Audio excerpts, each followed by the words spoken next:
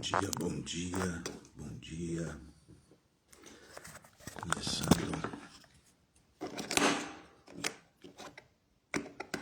Começando mais uma live, começando mais um dia de discipulado.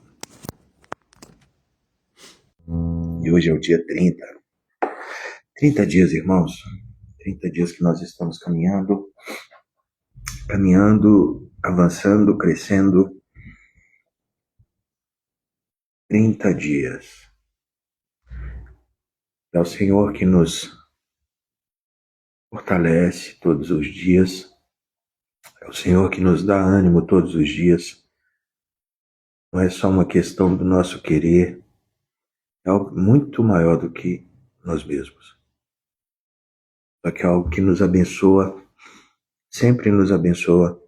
Iniciar o nosso dia, ouvindo a voz de Deus, iniciar o nosso dia, entrando em alinhamento com aquilo que os céus estão falando. Bom dia Marlene.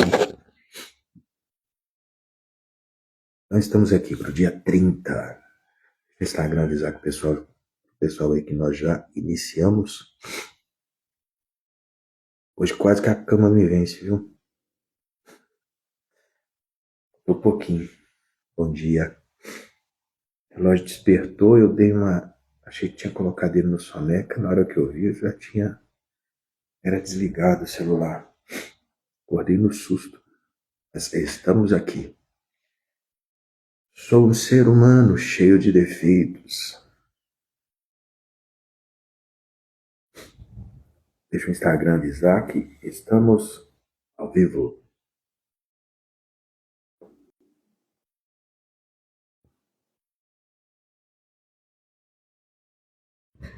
Estamos aqui estudando a história dos reis, né? Estamos aprendendo o livro de 2 Crônicas, já encerrando, né, o livro de 2 Crônicas.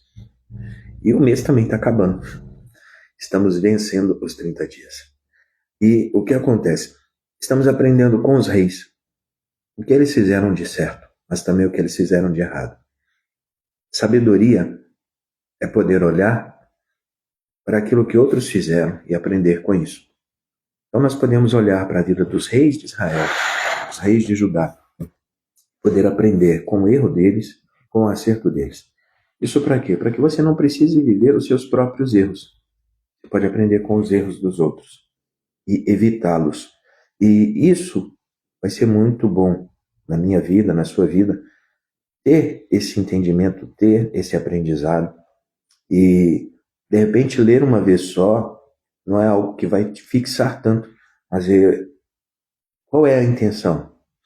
A intenção é que possamos ler a Bíblia toda em um ano. Então, se eu vou ler a Bíblia toda em um ano, eu estou lendo esse ano que vem eu vou ler de novo, ano que vem, depois, 2027, eu vou ler de novo. Por quê? Quanto mais eu leio, mais entendimento eu tenho. Mas, Adriano, eu vou ler e vai ser a mesma coisa. Não vai ser a mesma coisa. A revelação da palavra de Deus, ela é progressiva. O que você está lendo hoje, você está lendo desde uma perspectiva. Deus está falando com você de acordo com aquilo que você está passando por esse momento. Você está entendendo essas coisas dessa maneira. Ano que vem, você vai ter crescido, amadurecido. E quando você lê, você vai ler a mesma coisa que você leu esse ano. Mas você vai aprender coisas completamente diferentes. E é isso que é poderoso. Porque a Bíblia é um livro vivo. Não é um livro estático. Não é um livro que você lê uma vez e aprendeu tudo. Quanto mais você vai lendo, mais você vai aprendendo. Em um mesmo texto, você pode chamar 3, 4 pessoas diferentes. Essas 3, 4 pessoas diferentes, no mesmo texto, a mesma passagem bíblica, elas podem te ensinar coisas completamente diferentes umas das outras. Por quê?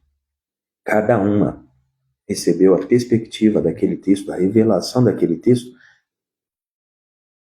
através de olhos únicos. Todos podem ouvir a mesma coisa, mas Deus vai falar uma coisa única ao coração de cada um. Nunca é igual, nunca é a mesma coisa. Amém? Tá entendendo? Então vamos lá iniciar nosso dia. O tema de hoje é do poder ao orgulho, o limiar entre a vitória e a queda. Estamos aqui vendo a vida dos reis e hoje nós vamos ver a vida do rei Uzias. O que o rei Uzias fez que foi tão diferente dos seus antecessores? O que ele fez que errou, vacilou e fez com que o nome dele também entrasse nessa lista de erros que nós podemos olhar e falar assim, cara, por que ele vacilou assim, né? Então, o texto começa em 2 Crônicas 26:5, o verso que nós vamos ler. O texto fala assim, Uzias buscou a direção do Senhor enquanto Zacarias o ensinava a temer a Deus. E Deus lhe deu êxito. Ou seja, veja bem, Uzias buscava Deus de todo o seu coração. Ele buscou a direção do Senhor. Mas quando que ele fazia isso? Quando ele tinha Zacarias. Zacarias era quem? O discipulador dele. Zacarias era o sacerdote da época, mas Zacarias também foi para ele o seu discipulador. O que nós temos aqui todos os dias pela manhã? Um discipulado. Ele é aberto ao público. É um discipulado gratuito. Você pode vir, você vai aprender, você vai receber direção, você vai receber palavra de Deus. E o que ele tinha aqui, Uzias? Ele tinha um homem que direcionava a vida dele, que discipulava a vida dele, que ensinava e ministrava a vida dele através da palavra de Deus, através do conhecimento de Deus. E o que acontecia como resultado disso? Ele aprendeu a temer ao Senhor. E porque ele aprendeu a temer ao Senhor, Deus lhe dava êxito, vitória. Tudo aquilo que aquele homem empreendia, tudo aquilo que aquele homem fazia, toda luta que ele entrava, Deus sempre lhe dava vitória. O que nós vamos aprender aqui? Que o temor que gera sabedoria sustenta o poder com propósito. O temor que gera a sabedoria. Uma das primeiras coisas que uma pessoa sábia ela aprende em Deus é a temer ao Senhor. Temer é diferente de medo. Temer e ter medo é diferente. Medo é uma emoção, medo é um espírito que pode estar agindo. Agora, o temor não, o temor é diferente. O temor é uma chamada à reverência. É te chamar a ter uma postura diferente. Presta atenção. No temor, você pode estar num ambiente, dentro de uma sala, está todo largado, e entra uma pessoa, entra duas pessoas, entra 5 pessoas, e você nunca muda a sua postura. Mas, de repente, tem uma pessoa que entra ali. Essa pessoa pode ser seu pai, pode ser sua mãe. Essa pessoa pode ser o seu líder, pode ser o seu pastor, pode ser o seu patrão. No momento que aquela pessoa, se só de escutar a voz daquela pessoa, você se apluma. Você se endireita na cadeira, você muda a sua postura, você muda o seu posicionamento muda. Por quê? Porque existe um temor ali a respeito dessa pessoa. Então, não é medo. Medo te faz correr. Medo te encurrala. Medo te acovarda. Agora, o temor é diferente. O temor, ele te leva a uma reverência. Tá entendendo? Se estiver entendendo, escreve reverência no comentário. Só para entender que você está pegando a diferença. Bom dia, Tati. A pergunta que fica aqui, irmão, de quem você tem aprendido a temer e confiar? Com quem que você tem aprendido a temer ao Senhor e a confiar no Senhor? Porque Uzias, ele buscava a direção do Senhor e quem ministrava? Quem ministrava, Marlene, a vida dele? Um discipulador. Ele tinha um homem de Deus que ministrava a vida dele. Bom dia, Tati. Seja bem-vinda. Então é importante que nós tenhamos sempre esta pessoa. Irmão, isso é gratificante. Isso nos abençoa muito. Quando você tem um discipulador, quando você tem uma pessoa que fala de Deus sobre a sua vida, isso constrói em você. Eu lembro, em 2003, né, eu andei afastado dos caminhos do Senhor por mais de 10 anos. Mais ou menos uns 10 anos, dos meus 16 aos 26 anos. Aos 26 anos eu estava o bagaço da cana. Estava todo quebrado, estava todo arrebentado. Eu olhava para mim e falava, meu Deus do céu, como é que vai ser minha vida? Aos 26 anos, eu não estava aguentando mais. Final de 2002, eu falei assim, eu vou voltar para a igreja, eu vou voltar para os caminhos do Senhor. Eu me relacionava com uma pessoa na época, eu falei assim, vou voltar para os caminhos do Senhor. Se você quiser, você vem comigo. Se você não quiser vir comigo, não tem problema, fica tranquilo, eu não vou te forçar. Só que tem uma coisa, luz e treva não combina. Então, se eu vou e você não quiser vir comigo, no tempo a gente não vai ficar junto. Não, eu vou também, eu estou cansada dessa vida. E viemos. Aí, só que eu falei com ela, eu não quero ficar sentado no banco da igreja, porque no mundo eu servi ao diabo, o inimigo usou a minha vida. Ele usou a minha vida e eu não quero me tornar um frequentador de igreja, alguém que esquenta banco. Eu não quero isso. E eu voltei. Aí ficou em 2002. Bom dia, Pedro. Deus te abençoe. Eu voltei em 2003. Aí não foi fácil. Meus primeiros 6 meses, irmão, meu Deus do céu. Foi terrível meus primeiros 6 meses. Só que o que acontece? Eu estava sozinho meus primeiros 6 meses. Eu voltei, foi muito difícil porque a única coisa que eu tinha nos meus primeiros 6 meses, quando eu voltei em 2003, eu tinha apenas a minha Bíblia. Eu só tinha a minha Bíblia. Toda velhinha, toda surrada. Irmão, o que eu li de Bíblia em 2003 não foi brincadeira. Eu li a palavra muito. Eu lia e eu via ali a vida do profeta Elias, Eliseu. Eu via os milagres que eles operavam. Eu falava assim, meu Deus, isso tem que acontecer na minha vida. Eu começava a orar dentro da minha casa. E parece que quanto mais eu orava, mais dificuldade vinha. Foi um tempo de muita resistência. Quando estava ali mais ou menos no mês de setembro, outubro, abriu a igreja que eu frequentava na época, ela abriu uma igreja no meu bairro. Então ficou mais perto. E um dia eu fui na reunião, logo estava abrindo, eu fui na reunião e eu encontrei ali, enquanto eu estava no ambiente, eu escutei um grupo de jovens conversando, né? Os homens conversando, falando de monte, oração. Né? Quando falou monte, oração, aquilo mexeu comigo. Eu nunca tinha ido ao monte ainda, em 2003. Quando eu vi aquilo, eu falei assim, meu Deus, né? Era a fome ouvindo a vontade de comer junto. E eu me aproximei daquele grupo de homens e eu falei, rapaz, os homens gostam de orar também, eu também gosto de orar. Os homens querem buscar a Deus, eu também quero buscar a Deus, eu preciso. Só que eu estava fazendo isso sozinho. Eu fiquei mais ou menos uns 8 a 10 meses fazendo isso sozinho. Eu falei, eu preciso de ajuda, eu preciso encontrar um grupo. Foi quando eu me conectei com esse grupo dentro da igreja e a gente começou a andar mais próximo. E eu fui para uma célula. E o meu líder era meio... O líder dessa célula, ele era meio uma pegada mais tranquilinha. Ele era muito pacífico. Eu não estava aguentando aquilo. E eu conheci um líder, né, de uma outra célula, que ele que era um cara mais de oração, e falava, a gente precisa orar, buscar Deus. E na época cada líder tinha um grupo, que era chamado grupo de 12, os 12. Era o G12. Era um modelo celular, que vem lá, se eu não me engano, do René Terra Nova. E o que acontece? Eu me conectei com ele, eu fui sair da célula que eu era e fui para essa nova célula e comecei a caminhar com esse líder. Esse líder abençoou muito a minha vida, eu caminhei com ele mais ou menos foi de 2003 a 2006. 2003 a 2006. E ele me abençoou muito, porque ele me discipulou. Ele me discipulou. Ele gerou Cristo na minha vida, ele me ensinou muito a respeito de oração, de perseverança. Ele me ensinou muito a respeito de fé, de confiar em Deus, de me lançar em Deus. E caminhamos. A vida passou, irmão. Hoje é 2025. Nós dois somos grandes amigos. Somos grandes amigos.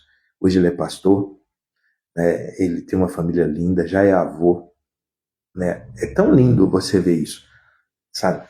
O poder de caminhar junto, o poder de ter uma pessoa que realmente, sabe, compartilha de Cristo, gera Cristo na sua vida, abençoa a sua vida. Era tão poderoso que na época nós tínhamos um encontro que acontecia a cada 15 ou a cada 20 dias. Tínhamos encontros semanais, que era a célula, mas tínhamos encontros que aconteciam a cada 15 ou 20 dias, só dos homens.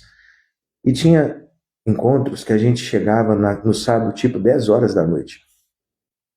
Chegávamos no sábado, 10 horas da noite, e ficávamos ali, orando, compartilhando e lendo a Bíblia. até 3, 4, 5 da manhã, chorando na presença do Senhor. Íamos embora no sábado já bem de madrugada para acordar no outro dia e ir para a reunião. E acordávamos renovados, descansados, cheios de Deus, com uma alma sendo curada, tocada por Deus, sabe, com um espírito aceso, incendiado.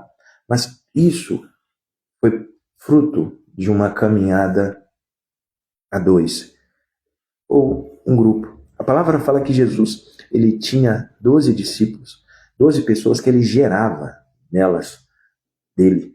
Então, é importante ter. Aí, a pergunta que fica aqui é de quem que você tem aprendido isso? De quem você tem aprendido? Porque Uzias tinha uma pessoa que falava sobre a vida dele, que ministrava sobre a vida dele. Aí você vai falar assim, eu tenho meu pastor.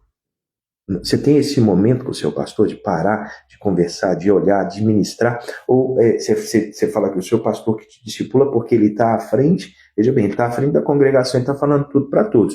Ele está pastoreando, é uma palavra pastoral. Discipulado é diferente de pastoreio, tá bom? É isso que precisa entender. Mas a gente vai falando disso mais à frente. Agora veja bem, todo sucesso sustentado nasce de um coração que conhece reverência. O temor, irmão. O sucesso sustentado no tempo nasce de um coração que tem temor. Então, estamos vivendo um tempo profético muito especial. Entramos no mês de Ave da tribo de Simeão. Mês profético de Ave da tribo de Simeão. E o que fala nesse mês? O verso desse mês é Amós 3, verso 8. Em Amós 3, no verso 8, o que nós vamos encontrar? Vamos encontrar ali, né, a declaração, rugiu o leão, quem não temerá? Ou seja, quando o leão ruge, ele libera temor. Temor é diferente de medo. Então, nós precisamos, ao longo desse mês, é algo que eu vou falar recorrentemente aqui. Irmão, que o temor do Senhor enche a sua vida, que o temor do Senhor esteja presente na sua vida, na sua casa. Amém? Quantos estão entendendo? Pessoal, o áudio tá bom? Porque ontem algumas pessoas falaram que o áudio estava ruim. Aí quando eu fui verificar depois, estava tendo um problema na internet aqui em casa e realmente estava meio que travando. Como que tá aí a transmissão? O áudio tá bom? O vídeo tá bom?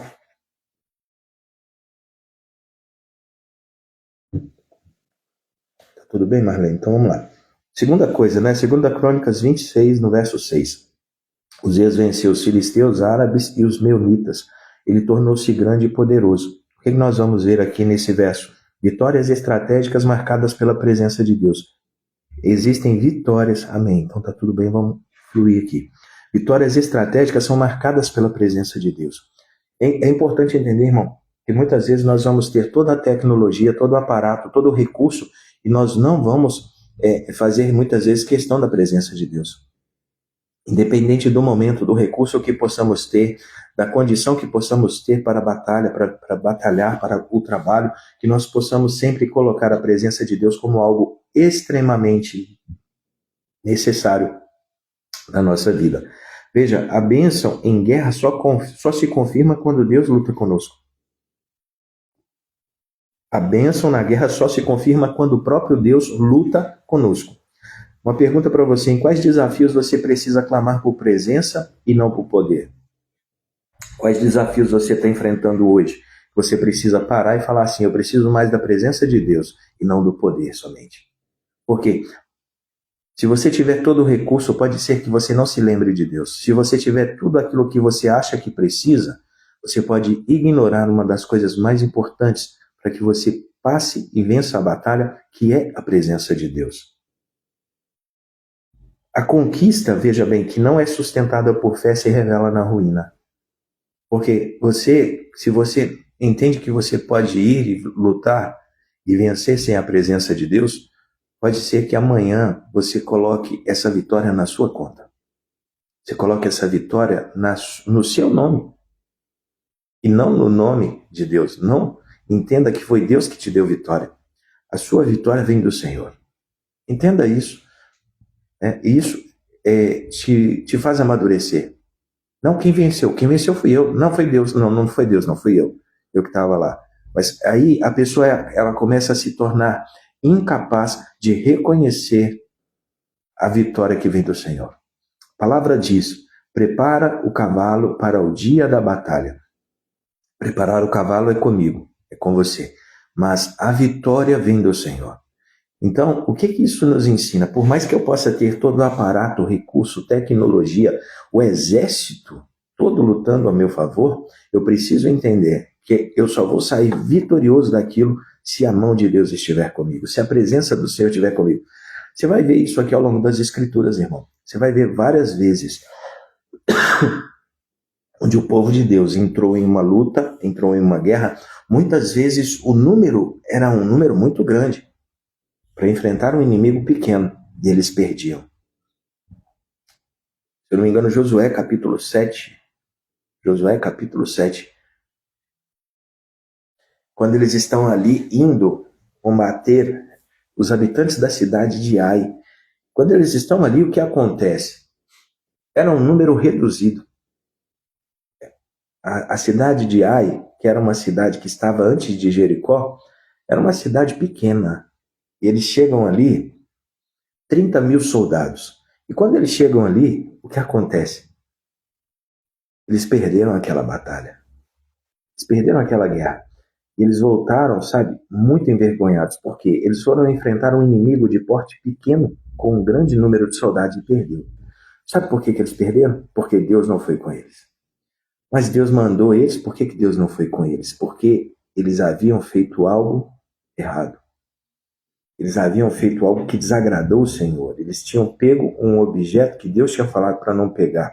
E eles guardaram o objeto que Deus falou para não guardar. Então aquilo gerou um anátema. E o anátema, ele travou a presença de Deus. Ele bloqueou a presença de Deus. É assunto para outro dia. É só para você entender. Eles tinham tudo para vencer, mas perderam, porque eles não tinham a presença de Deus. Terceira coisa, estratégias humanas edificadas sob revelação divina prosperam. 2 Crônicas 26:9 mostra que Uzias construiu fortalezas, cisternas e máquinas de guerra inventadas por peritos. Ou seja, ele tinha uma tecnologia tão avançada para a sua época que ele construiu fortalezas, cisternas, máquinas inventadas por peritos. Ele começou a construir máquinas, carros de guerra. Aí o que nós vamos aprender aqui? A sabedoria natural sob domínio espiritual produz excelência. É quando eu entendo que por mais que eu possa ser inteligente, a sabedoria que vem do alto ela é muito maior do que a minha. Por mais que eu possa ter sabedoria natural, a sabedoria que vem do alto ela é muito maior, ela excede a minha. É uma sabedoria, sabe, carregada da graça de Deus, do favor de Deus, do poder de Deus. Aí a pergunta que vai ficar aqui, irmão, como o seu governo ou visão está sendo construído? Através de presunção ou sob a luz divina? Aquilo que você está buscando empreender, construir, fazer, você está buscando apenas a sua sabedoria, a sua ótica, a sua perspectiva divina, você tem consagrado, colocado isso diante do Senhor e pedido o Senhor para iluminar os olhos do seu entendimento, para que você possa ver e fazer da maneira mais assertiva possível, mas com o favor dele, não confiando apenas no seu olhar. Você se submete. O que nós vemos aqui? Veja, a unção valoriza o conhecimento e aperfeiçoa os projetos. O que é a unção, irmão? Unção é a capacidade para fazer. Quando eu busco unção de Deus, eu estou recebendo capacidade para fazer aquilo que de uma outra maneira eu não poderia fazer. Quando a unção vem, a unção sempre traz propósito. A unção aponta para um propósito. Então, porque de repente você está envolvido com coisas que você fala, eu não sei como fazer. Então busque unção do Senhor para fazer isso. Busque a capacidade do Senhor para fazer isso. Deus vai te dar capacidade para que você possa fazer isso. Não apenas na força do seu próprio braço, mas na capacidade do Senhor, na força do Senhor. Sabe? Com o poder de Deus sobre a sua vida. E presta bem atenção nisso. Você pode ter 1, 2, 100 projetos. Deus não unge o projeto. Deus nunca ungiu projetos. Deus unge pessoas que tocam os projetos. Deus unge homens. Deus unge mulheres. Quando Jesus vai iniciar seu ministério, ele está na sinagoga e ele pega o rolo, né? Era um dia de sábado, ele pega o rolo do livro do profeta Isaías e ele lê aquilo. E o texto que cai nas mãos dele é uma declaração muito profética.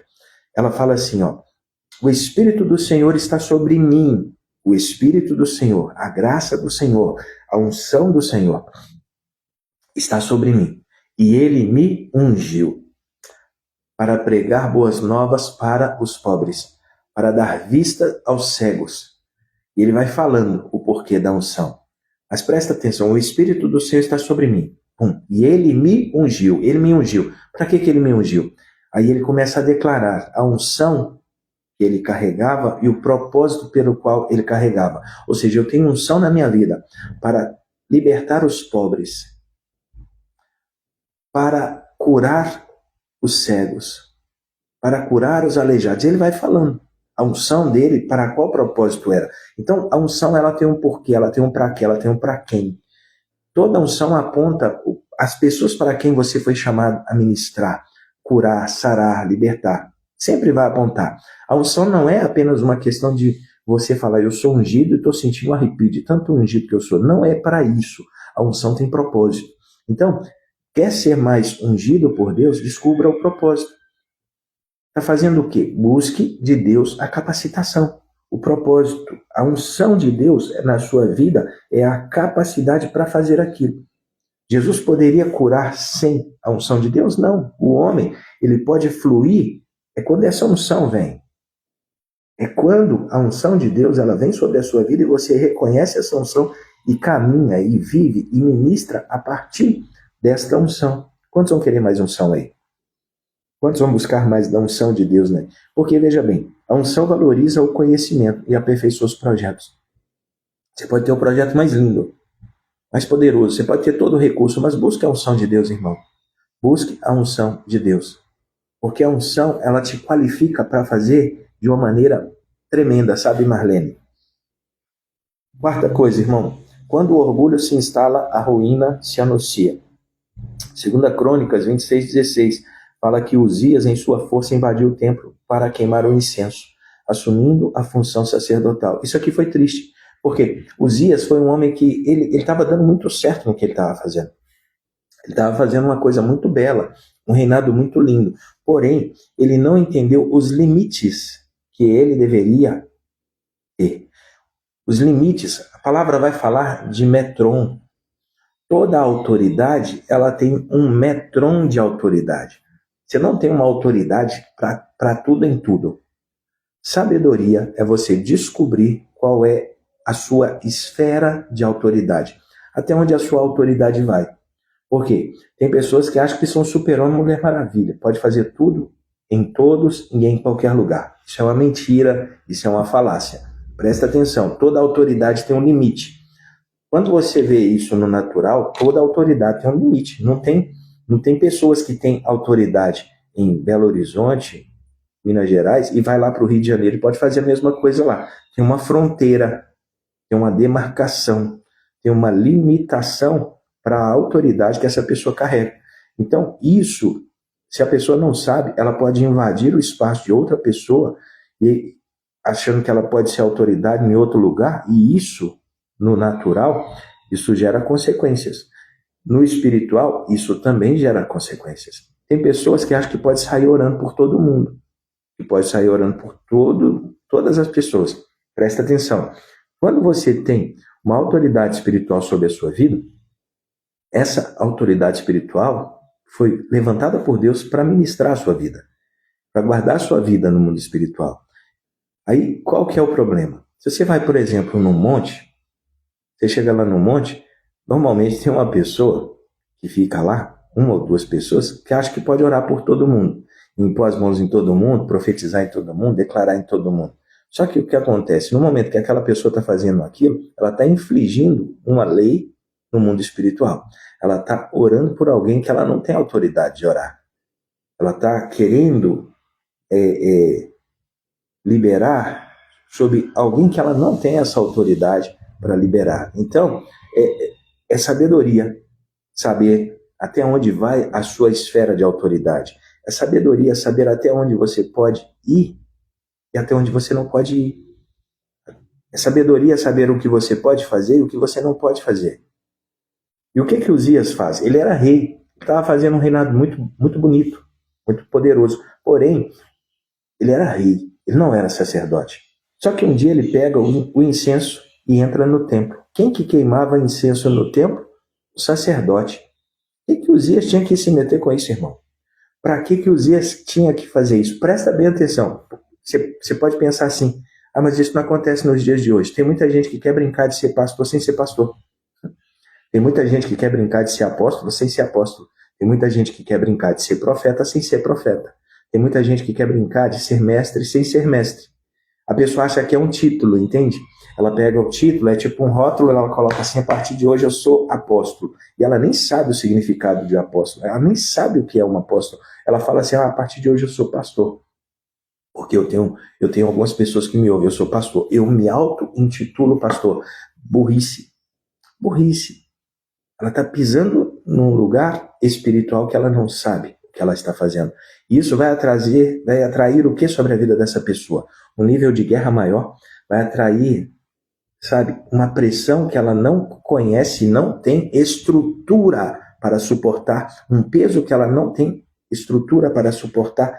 Isso vai atrair consequências, irmão. Consequências que não são boas. O que nós vamos aprender com isso aqui, com esse desvio de conduta de Uzias? O poder sem temor confunde limites. Mas por que Uzias aqui, ele já tinha perdido o temor? Porque Zacarias, que era a voz que falava sobre a vida dele, já não estava mais falando sobre a vida dele. Ou seja, ele se desvinculou do seu discipulador e ele se perdeu espiritualmente. Ele começou a fazer besteira. Ele não tinha uma pessoa para ele conversar, prestar contas e falar o que estava se passando na vida dele. Ele não tinha uma voz que falava na vida dele. Então, ele como rei, ele começou a pensar assim, eu sou bom demais, eu sou eu por eu mesmo. Eu sou independente. Então, ele quis autonomia e a autonomia quebrou a vida dele. Porque ele entrou em cenários que ele não deveria entrar, ele fez coisas que ele não deveria fazer, ele colheu consequências que ele não precisava colher.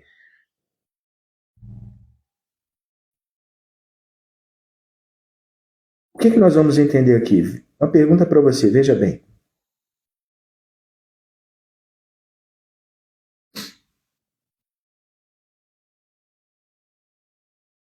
O poder, sem temor, ele vai confundir os limites. Ele destrói o destino da pessoa. Porque o reinado dele poderia ter sido muito mais bonito, muito mais edificante, só que destruiu o destino dele. A pergunta que eu tenho para você, você tem confundido chamado com prerrogativa? Você tem confundido o seu chamado com aquilo que você quer fazer? As duas coisas estão conflitando dentro de você? Agora veja bem, o trono profano cai diante da ordem sagrada. Toda vez que a sua vida começa a se tornar profana, você fazendo o que você quer de si para si mesmo, você vai colher algumas coisas que você não precisa. Você não precisa passar por isso. 2 Crônicas 26, no verso 17, olha o que fala. A confrontação profética mantém a ordem sagrada.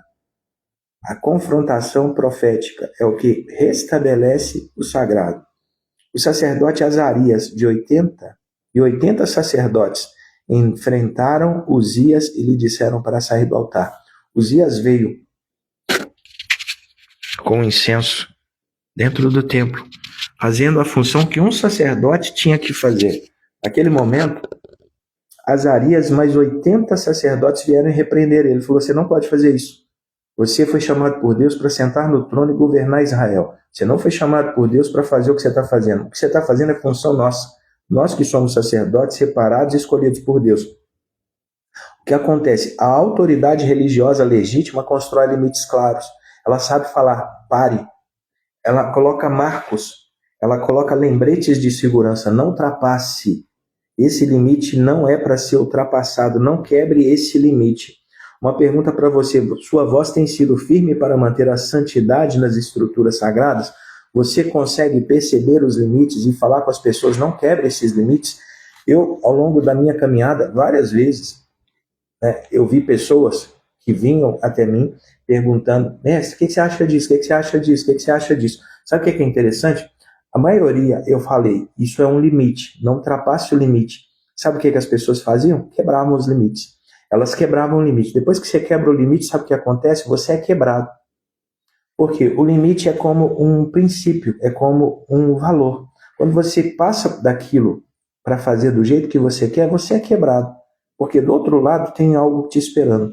Bom dia, Kel. Shalom, seja bem-vinda. O que nós vamos aprender aqui? Quem permite a profanação compromete a presença de Deus. Irmão, se tem algo que nós temos que cultivar, valorizar e todos os dias batalhar, é pela presença de Deus. Acima de tudo, acima de todos. Acima de tudo, acima de todos. Não negociar a presença, não abrir mão da presença do Senhor. 2 Crônicas 26, no verso 19, fala que quando Uzias revelou sua ira, o Senhor o feriu com a epa. Por quê? Os homens vieram repreender, os homens vieram exortar. Uzias não pode fazer isso. Uzias, isso é proibido. Você não tem autoridade do céu para fazer isso. Você é rei, você não é sacerdote. Quando ele foi repreendido pelos sacerdotes, pela autoridade profética, o que acontece? Ele revelou ira. Quando ele revelou ira, sabe o que aconteceu? Ele foi ferido pelo Senhor. Ele recebe uma ferida e essa ferida desenvolve uma lepra. A lepra, na época, era algo tão terrível que a pessoa que se mostrasse leprosa, ela não poderia ficar no convívio das pessoas, ela tinha que ser lançada fora. Então, a partir daquele momento, o que acontece com Uzias? Ele vai viver isolado até morrer. Ele foi isolado, ele foi execrado dentro de um ambiente onde só ele poderia ficar ali. Isso falou de um isolamento. Ele começou a viver um isolamento social, mas também um isolamento espiritual. Ele não poderia mais acessar o templo, nem estar no trono, na frente das pessoas. Por quê? Pela desobediência dele. Pela sua desobediência. Agora presta atenção. A desobediência espiritual tem nome. Ela tem forma e traz exclusão. Então, irmão, mês para ter temor no coração. Esse é um mês de temor. Veja, estamos nesse mês batalhando contra a incredulidade. A incredulidade é o quê? É duvidar, é não acreditar, é questionar aquilo que Deus está falando, sabe? É um mês para sermos abençoados por Deus, para entrarmos nas promessas de Deus. Tem promessas que Deus quer cumprir nesse mês. Deus quer nos levar a Canaã, a terras da promessa, a lugares que Ele nos prometeu. E o que acontece? A incredulidade vai levantar na minha vida e na sua vida para nos resistir. Para gerar dentro de nós algo que nos trave, algo que nos desvie, algo que tire o nosso foco do Senhor, que tire o nosso foco da promessa, algo que gere em nós uma desobediência, algo que gere em nós uma falta de temor, uma falta de reverência. Então, construir isso todo dia, é um pouco todo dia. É o tijolo da minha construção diária. Quando você vem aqui todo dia pela manhã, você não está perdendo tempo, você está recebendo um tijolo para colocar na construção de um muro, de uma edificação chamada sua vida. Sua vida. Sua vida, sua casa espiritual, sua mentalidade, aprendendo a pensar como Deus pensa. Por quê? Porque você está recebendo conhecimento eterno.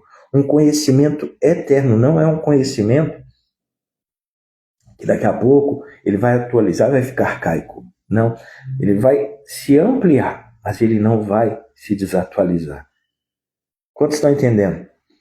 Agora, uma pergunta para você. Onde você precisa reconhecer o juízo e se posicionar em arrependimento? Onde que você quebrou o limite? Onde que você desobedeceu? Onde que você fugiu o limite? Você sabia que você não poderia fazer e fez. E muitas vezes você está colhendo a consequência errada, está sofrendo, mas está duro. Não se quebrantou, não se arrependeu. Onde que você precisa hoje consertar? Onde você precisa hoje consertar, irmão? A lepra espiritual exige renúncia, não condescendência. O que é a lepra espiritual? O pecado é a lepra espiritual. Pecado é lepra espiritual. Adriano, mas ninguém sabe do meu pecado, mas é uma lepra. Você sabe.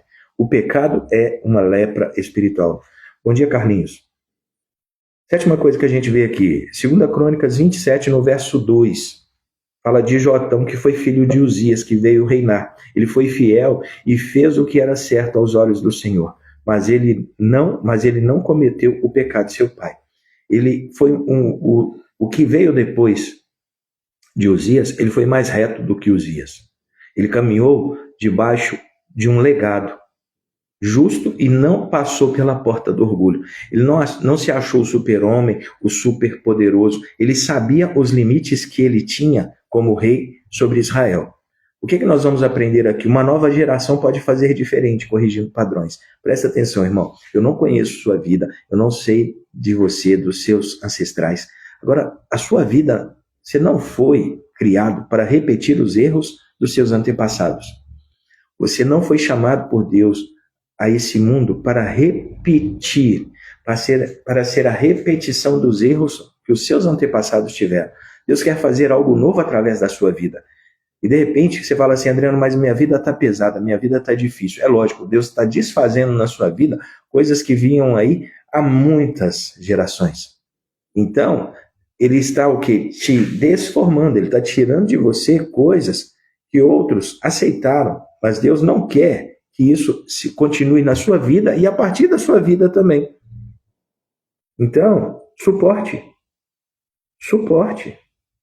Porque o que está acontecendo vai abençoar a sua vida, mas vai abençoar muito mais as suas gerações. Suas gerações vão ser abençoadas por aquilo que Deus está fazendo hoje na sua vida. Uma pergunta: que legado espiritual você deseja deixar? Qual legado espiritual você deseja deixar? Do passado que você vivia, de uma dificuldade que você sempre viveu, ou de uma vida transformada em Cristo? O que você quer deixar para as suas gerações? Você quer deixar um depósito da presença de Cristo? Você quer deixar riquezas espirituais? Ou você quer deixar, desastres? Você quer deixar a iniquidade? O que é a iniquidade? Presta atenção, irmão. Você vê sempre a palavra iniquidade quando você está lendo as Escrituras. O que é iniquidade? Iniquidade é o terceiro degrau na escada do pecado. Temos o pecado, temos a transgressão e temos a iniquidade. Pecado é errar o alvo. É quando você comete aquilo uma única vez. Te dando um resumo, tá? Transgressão. A pessoa é transgressora. Ela faz aquilo porque ela quer. Ela quer quebrar a lei. Ela quer ir além da lei. Ela não respeita o limite. Quem não respeita o limite é um transgressor. A placa está escrita, só pode passar 60. Você passa 65, você é um transgressor. Você quebrou a lei sabendo que você estava quebrando. E normalmente uma pessoa que quebra uma lei, quando você conversa com ela, você fala assim, você não sabia disso? Ela fala, sabia. Então por que você fez? Ela fala, fiz porque quis. Qual é a diferença de pecado para transgressão? Presta bem atenção, isso aqui é muito simples, você entender isso aqui.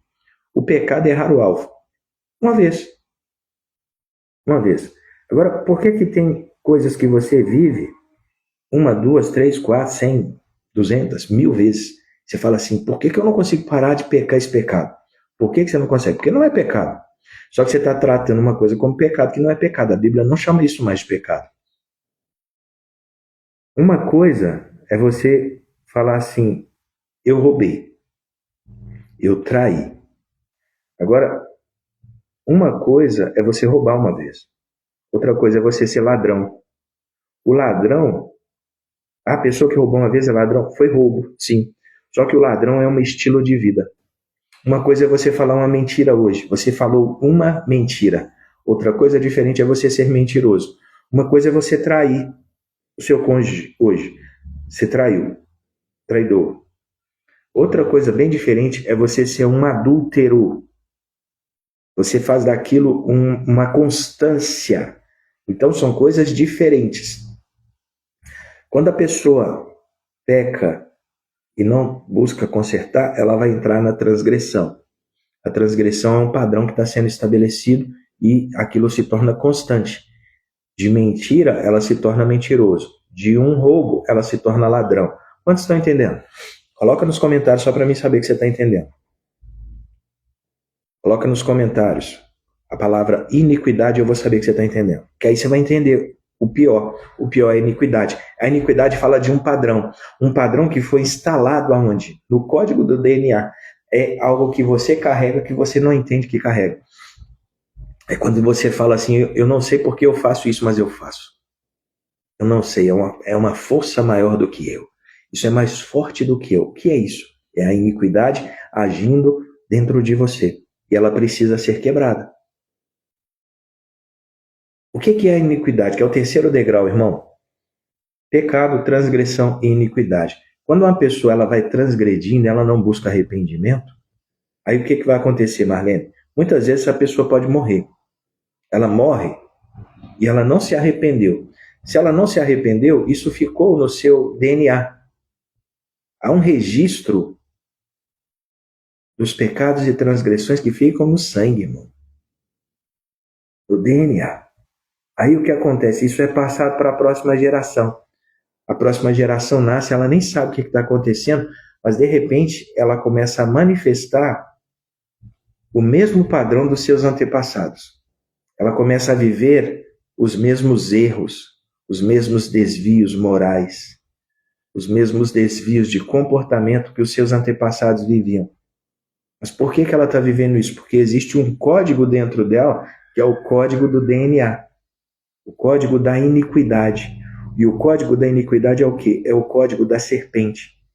Quando Adão caiu com Eva lá no Éden, o que se estabeleceu neles? O código da serpente.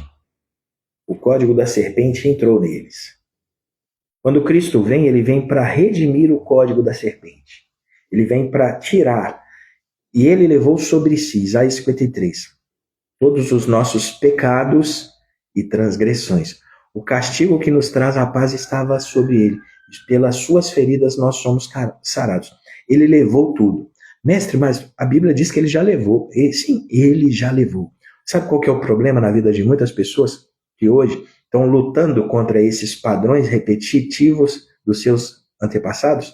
É porque elas não aplicaram isso sobre a vida dela. Isso tem que ser aplicado. O sangue de Cristo tem que ser aplicado sobre a minha vida para remover da minha vida esses pecados, transgressões e iniquidades.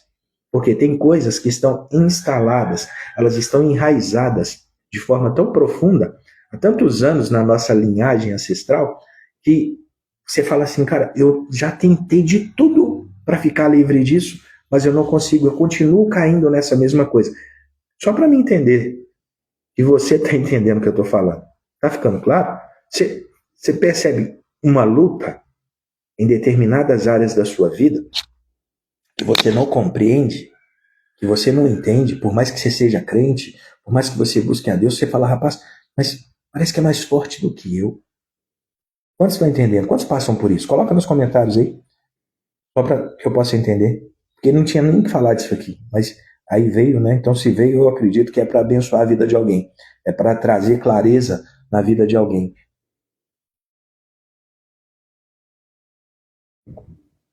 Ela falou, tá entendendo? Tá entendendo. Então o que acontece? Esse jovem que se levantou, Jotão, ele foi totalmente diferente do seu pai. Uma nova geração, ela pode fazer diferente, ela pode corrigir padrões. Você não precisa repetir os padrões dos seus pais, dos seus avós. Onde eles erraram, você não precisa errar. Só que o que acontece? Você hoje tem Cristo. Só que você precisa aprender como aplicar isso sobre a sua vida, para quebrar os padrões de pecado, os padrões de transgressão e principalmente o padrão da iniquidade. Por quê? Presta bem atenção, irmão. Quando tem um padrão de iniquidade instalado em uma linhagem, isso aqui vai ficar muito claro para você agora. Tem famílias inteiras que o casamento, a vida conjugal, nunca se firma. Nunca se firma. Você olha, pode até estar casado, mas está no terceiro, quarto casamento. Você fala, por quê? Pois é, por quê? Existe um padrão ali. A vida conjugal, a vida emocional das pessoas não se firma. Casa, tá apaixonado, passa um ano, separa. Daqui um ano conhece outra pessoa, namora, noiva, casa. Tá no segundo, é a Gretchen, é o Fábio Júnior. A vida conjugal nunca se firma, porque existe um padrão de divórcio que foi instalado na família. Isso é um padrão. Existem outras pessoas que têm um padrão de doença, câncer, de doença, infarto. Todo mundo morre de infarto. Existe um padrão que todo mundo morre numa certa idade. Uma maldição que está operando ali. A pessoa não consegue perceber. Tem um padrão. Está entendendo, crente? O que ela está falando? Hoje já pedi a Deus para tirar de mim pensamentos que eu não quero mais. Mas todos os momentos ele insiste em vir. Sim, eles vão sempre insistir em vir, porque é uma batalha da mente. Por isso você precisa vir e estudar a palavra, aprender a palavra, renovar a sua mente. É quando você renova a sua mente. E você... O que acontece? A principal coisa que está acontecendo aqui é uma coisa que está acontecendo silenciosamente, mas você não sabe ainda que está acontecendo. Se você abrir a sua Bíblia, lá em Josué 1, verso 8, 9, 10, lá fala o quê? Josué, medita na minha palavra dia e noite, para que você seja bem-sucedido em tudo aquilo que você vai fazer. Medita na minha palavra. Irmão, meditar na palavra é só para quem quer ter sucesso, só para quem quer ser bem-sucedido. A pessoa que quer ser bem-sucedida, mas ela fala que não tem tempo para investir na palavra de Deus, ela está perdendo tempo na vida dela. Então, quando você vem aqui e está meditando na palavra, o que você está fazendo? Basicamente, sabe o que você está fazendo? A palavra fala lá assim, ó, medita na palavra, dia e noite, para que você seja bem-sucedido. Enquanto eu medito na palavra, a palavra meditar, no original, é rugir. Um dos significados é rugir. Qual animal que ruge, irmão? É um animal que eu falei com você essa semana. Amós 3:8. Rugiu o leão. Quem ruge? O leão ruge. Então, à medida que eu medito na palavra de Deus, o que está acontecendo dentro de mim? Presta atenção, Kel. Quanto mais eu medito na palavra de Deus, eu estou esculpindo leões. Eu estou construindo leões. Você já viu aquelas casas? Né? A palavra fala, quando nós lemos aqui a parte lá de Salomão edificando o templo, a palavra fala que Salomão construiu para ele um trono de marfim, e na frente do trono de Salomão tinham, me parece, 6 ou 8 leões que ficavam assim, ó. Antes de chegar no trono, você tinha que passar por esses leões. Então, o que isso mostra? Presta atenção. Para chegar em Salomão, diante do trono de Salomão, você passava por leões. Leões que foram esculpidos. Então, quando eu estou lendo a palavra, meditando na palavra, o que eu estou fazendo na minha mente, Kel? Eu estou esculpindo leões. Já viu aquelas casas bonitas? Grandes? Poderosas? Na frente delas tem 2 imagens, uma à direita e uma à esquerda, de leões. Alguém coloca de águia, outros põem de leões. Já viu isso? Então, quando eu estou aqui meditando na palavra, na minha mente está sendo construído, esculpido leões. Mestre, como assim? Presta atenção. O que você está aprendendo? A palavra de Deus. Então, quando você está aprendendo a palavra de Deus, aí vai vir uma mentira. Você é uma fracassada. Aí, qual o leão que você esculpiu aqui que fala do fracasso? Não, eu não sou fracassada, eu sou abençoada. Eu medito na palavra dia e noite. A palavra diz que quem medita nela dia e noite vai ser bem-sucedido. E eu declaro que eu vou ser bem-sucedido. Você ruge. Você não aceita. Você não recebe, você não acolhe aquele pensamento. É uma batalha de pensamentos. Agora, o que acontece? Se o pensamento entra e você não ruge, ele vai se instalar.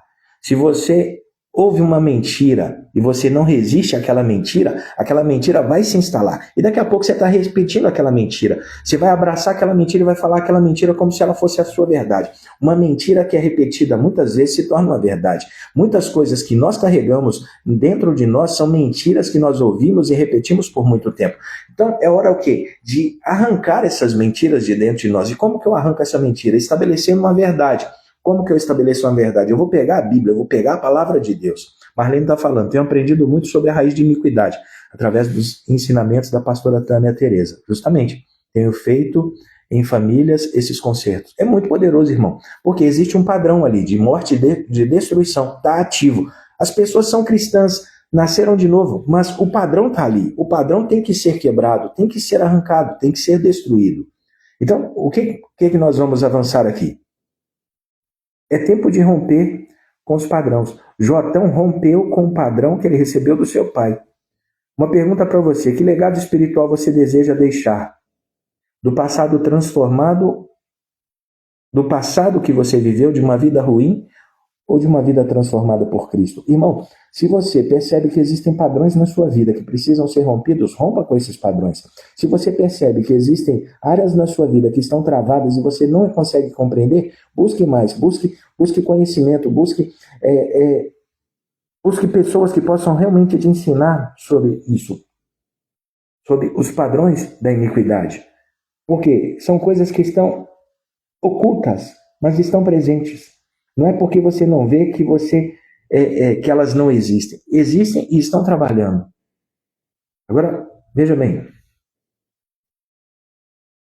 para a gente fechar essa parte aqui, a fidelidade, ela não exige pureza ancestral, mas uma escolha consciente. Você não é responsável pelo lugar que você nasceu, pela família que você nasceu. Foi Deus que escolheu. Se Deus falasse com você assim, me fala aí, como que você quer ser quando nascer?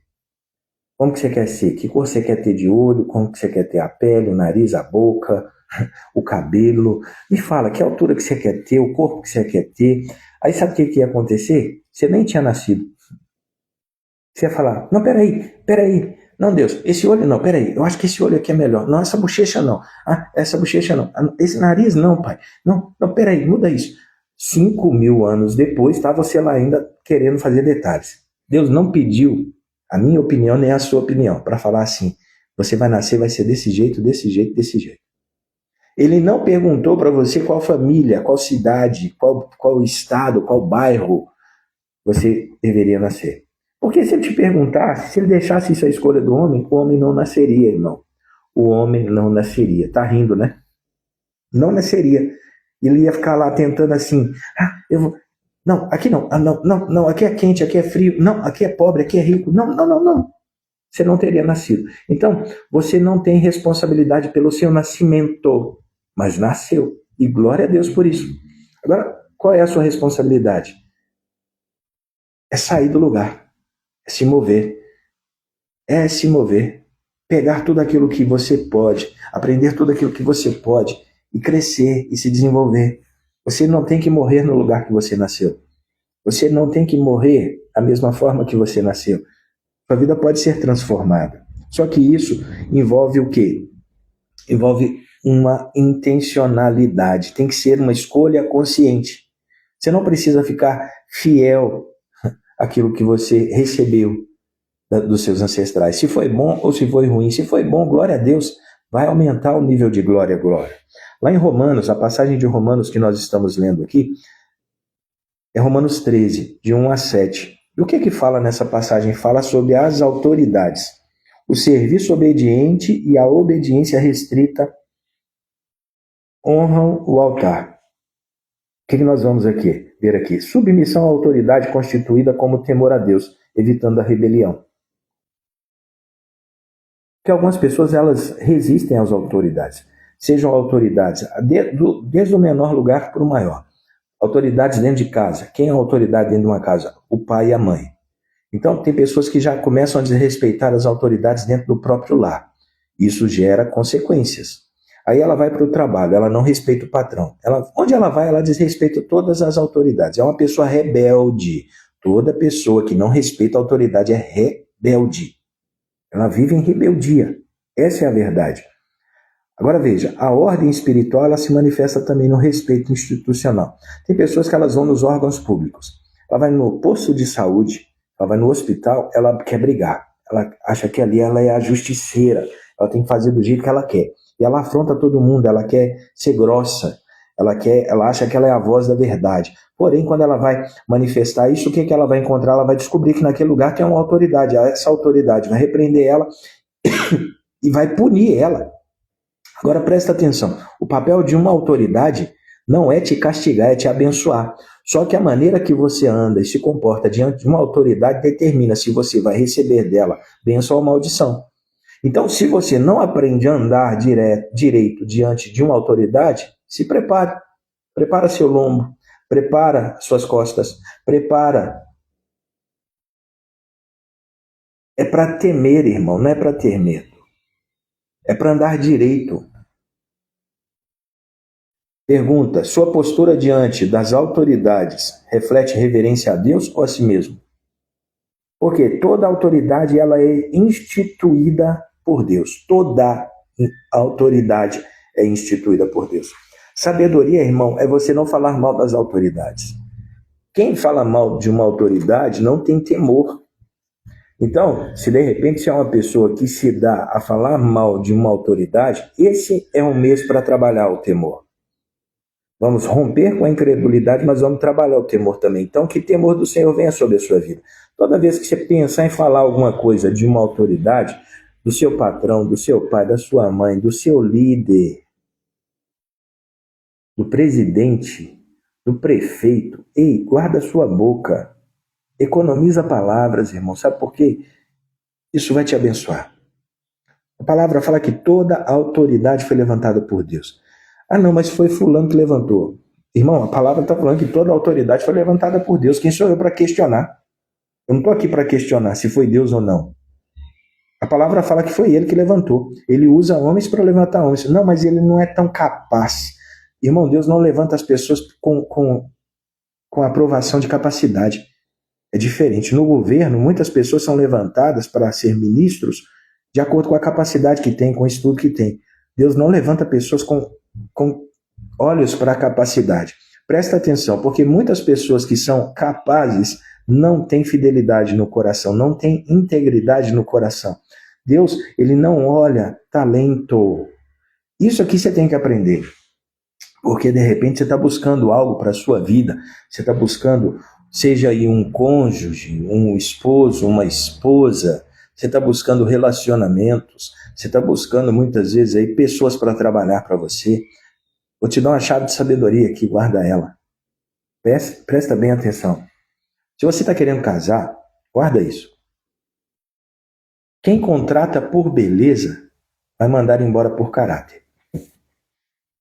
Quem contrata por beleza manda embora por caráter. Quando descobre o caráter, manda embora. Quer separar.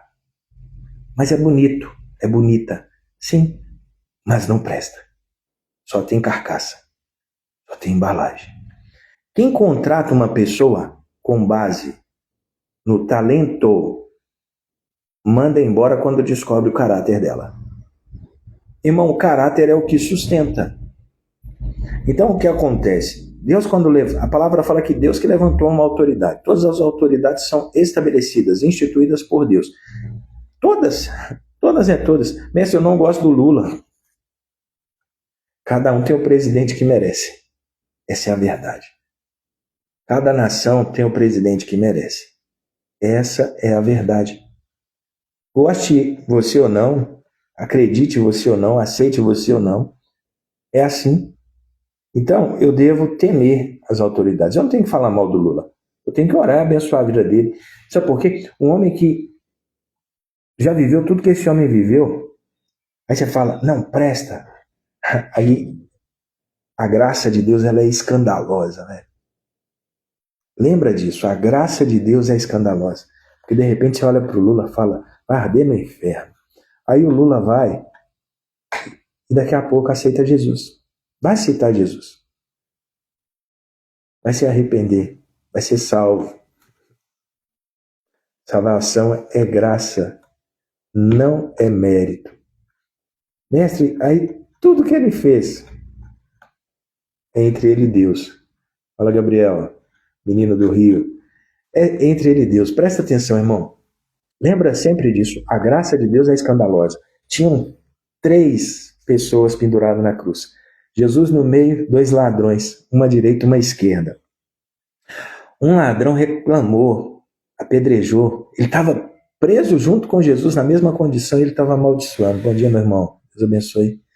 Ele estava ali na mesma situação que uma pessoa pura, honesta, e ele estava blasfemando. Porém, tinha um outro ladrão. O outro ladrão, ele vira e olha e fala assim, Rei, lembra-te de mim hoje, quando entrares no teu reino. Aí Jesus fala para o ladrão assim, hoje mesmo tu estarás comigo no paraíso. Hoje mesmo tu estarás comigo no paraíso. A primeira pessoa que pisou, que experimentou a graça, não foi um homem que foi na igreja todo dia, que leu a Bíblia toda. Não foi um homem que teve todos os hábitos espirituais, que tinha um checklist preenchido de cima até embaixo, que ele era bonito, deu dízimo, deu oferta, fez tudo. Não, a primeira pessoa que experimentou a graça de Cristo foi um homem que foi ladrão. Ele foi ladrão. Ele inaugurou a graça. Então a graça é escandalosa. Então você pode muitas vezes não concordar com a pessoa que Deus levantou como autoridade, mas ele é autoridade, não porque por aquilo que ele fez, mas porque Deus o levantou. E ponto. Salmos 23 é o salmo de hoje. Salmo 23, verso 1 e 3, de 1 a 3. O que o Salmo 23 fala? É o salmo mais conhecido do mundo. Né? O pastor que guia sem falhar nunca será esquecido. O Senhor é meu pastor e nada me faltará. Deitar-me faz em verdes pastos. Guia-me pelas veredas da justiça. Ainda que eu ande pelo vale da sombra da morte, não temerei a mal algum, porque tu estás comigo. Tudo pode passar, irmão. Tudo pode passar, todos podem passar. A única coisa que não vai passar na minha vida e na sua vida, você precisa entender isso. Isso precisa ficar tatuado no seu espírito. Deus nunca passa. O pai pode ir embora, a mãe pode ir embora. O cônjuge vai chegar um momento que vai embora. Os filhos vão embora. Embora como, mestre? Está falando o quê? De abandonar? Não, porque muitos vão morrer, irmão. Ah, eles vão falar disso? Se tem uma certeza que todo mundo tem que ter nessa vida, é isso. Todos nós vamos morrer uma hora. Então todos vão passar. Os filhos que hoje moram comigo, amanhã eles não vão morar mais comigo, eles vão crescer, vão constituir família, vão casar e vão viver. Aí você vai ficar sozinho. Não. O Senhor é meu pastor. Ele sempre estará comigo. Agora veja, um líder que busca a direção divina é conduzido com propriedade. Deus, ele é pastor. Só que ele só pode trazer essa direção quando você a busca. Então, muitas vezes, o que nós queremos? Irmão, a busca por respostas divinas, por direção divina, o que ela tem que ser na nossa vida? Uma prioridade. Ela não pode ser algo que acontece só no momento da dificuldade. A busca por Deus, ela não pode ser, sabe, Gabriel, aquela caixinha de emergência que fica lá, assim, ó, em caso de emergência, quebre, em caso de emergência, use. Tem algumas pessoas que acham que a oração é isso, acham que a vida com Deus é isso. No dia que a minha vida, o bicho estiver pegando, eu vou lá, abro aquela caixinha e começo a buscar Deus. Não, irmão, presta bem atenção. Algumas pessoas até vivem assim. Qual é a diferença de quem vive assim e de quem não vive? Quem vive usando Deus apenas no dia da dificuldade, no dia da emergência, sabe o que ele vai descobrir? Que quando ele precisa usar, ele não tem fé. Ele não tem conexão, ele não tem o fé. Então, ele demora a gerar essa conexão, ele demora a obter respostas. Por quê? Porque ele está totalmente desconectado e ele deixa Deus sempre por último. Deus é sempre a última opção. Agora, o que acontece quando você constrói isso como um estilo de vida? Vida com Deus, você tem vida com Deus, você entra todo dia no pasto do Senhor, todo dia você reconhece, Ele é o seu Senhor, mas Ele também é o seu pastor e nada te faltará. Aí o que acontece? Você abre a sua caixinha da emergência todo santo dia. Você acessa ela todo santo dia. Você está ali tendo necessidade, dificuldade ou não tendo. Por quê? Tudo que pavimenta a sua vida para o caminho, para ter um encontro com Deus, nunca falta na sua vida. Se dificuldade é o que te leva a orar, ei, fique feliz. Você sempre vai ter dificuldade. Se necessidade sempre te leva a buscar a Deus, pode ficar em paz. Você sempre vai ter dificuldade na sua vida. Mestre, para de profetizar isso. Não estou profetizando, é uma realidade. Tudo o que te leva a buscar a Deus sempre vai estar presente na sua vida. Agora, quer mudar isso? Muda aquilo que te faz buscar ao seu Senhor, aquilo que te faz se aproximar do seu pastor. Porque se é a dificuldade será presente. Agora, se é por desejo de intimidade, irmão, muda, porque a dificuldade vai embora. Mestre, pode ter dificuldade? Pode, mas ela vai se resolver. No dia da dificuldade, você vai ficar em paz, você vai falar, eu tenho um pastor, eu tenho o meu Senhor, e Ele vai me guardar. Ele zela por mim. Agora, uma pergunta para você. Veja bem, você tem deixado que o Senhor conduza o seu caminho, mesmo quando há tempestade? No dia da dificuldade, no dia da tempestade, você também busca a direção de Deus? Nos dias bons, você busca a direção de Deus? A liderança que repousa em verde pasto é herança de paz. Porque quando você é conduzido por Deus, irmão, você pode até passar no vale da sombra da morte. Você pode ir no mais profundo abismo, mas Ele vai levar você depois para um verde pasto, para um lugar de descanso. E de repente tudo que você está precisando nesses dias né? Estamos aqui finalizando o mês de julho, mês 7 do ano de 2025. E tudo que você está precisando hoje é de um campo verdejante, de um tempo de paz. Só que o quê? Você está desconectado do seu pastor, mas está querendo achar um pasto. Querendo achar o pasto aonde? Qual pasto você quer achar? Cuidado, hein? E por último, Provérbios 20, no verso 11. Olha o que fala. Até crianças mostram quem são. Por sua conduta, se agem de modo puro e correto. O que nós vamos aprender aqui? A pureza de caráter se revela na conduta cotidiana. Pureza de caráter se revela na conduta cotidiana. Consistência se expressa em integridade diária, não apenas em posição. É o que nós fazemos todo dia. O que acontece se eu começo a fazer algo e não paro? Se eu aprendo a fazer uma coisa boa, certa, correta, eu não paro, eu continuo fazendo. O que vai acontecer? Isso vai gerar consistência. E isso pode começar a ser desenvolvido desde criança. Ah, mestre, mas eu não tive alguém que fizesse isso comigo. Não tem problema. Por quê? Não fizeram com você? Tudo bem. Mas você hoje tem a oportunidade de aprender e fazer isso pelos seus filhos, pelos seus netos, pelas crianças com quem você tem acesso. Consistência se expressa na integridade diária. É aquilo que se faz diariamente. Isso gera consistência. Consistência desenvolve também o quê? Perseverança. Eu vou fazer hoje e amanhã, vou fazer hoje e amanhã, vou fazer hoje e amanhã. A sua reputação é construída na coerência das pequenas escolhas?